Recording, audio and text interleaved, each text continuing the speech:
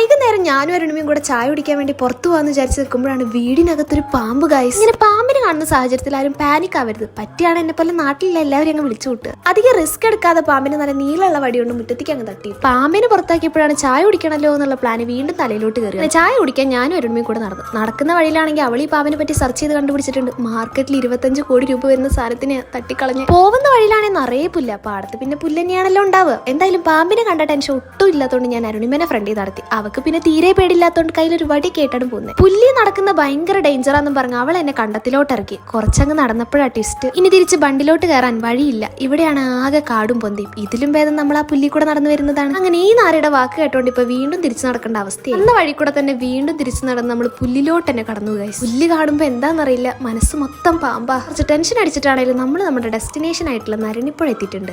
നരണിപ്പുഴയിലുള്ള ചായക്കടയിലാണ് നമ്മൾ ചായ കുടിക്കാൻ വന്നിട്ടില്ലേ. ചായ കുടിച്ച് നേരെ വീട്ടിലോട്ട് പോയി.